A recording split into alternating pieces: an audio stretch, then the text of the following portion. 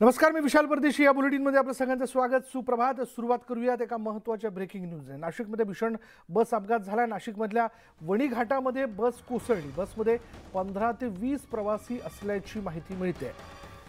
नाशिकमधला वणी घाट आपल्याला सगळ्यांनाच परिचित आहे.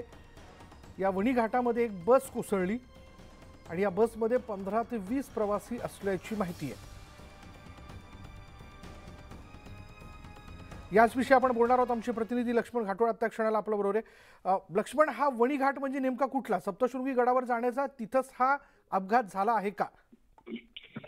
विशाल, सप्तशृंगी गडावर जाणाऱ्या बसला हा अपघात झालेला आहे.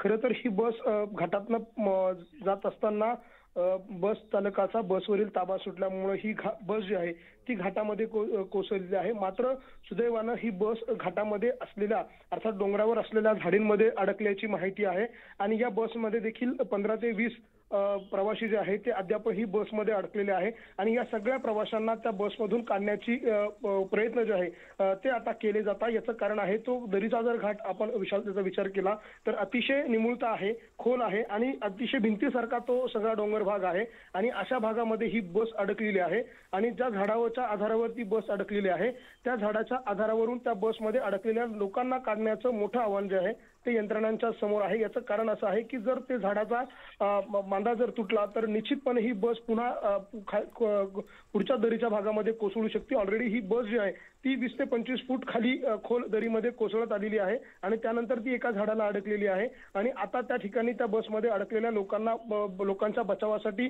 प्रयत्न जे आहे ते केले जात असल्याची माहिती आहे.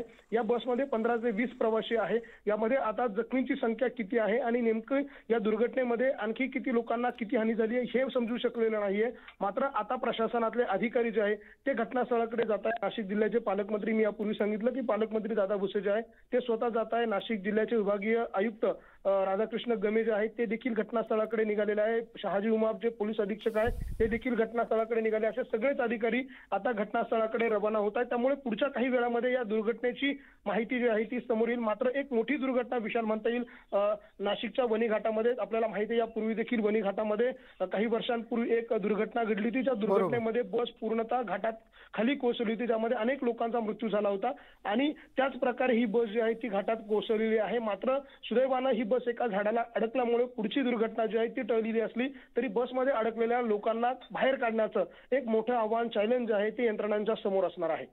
धन्यवाद लक्ष्मण या सगळ्या तपशिलाबद्दल.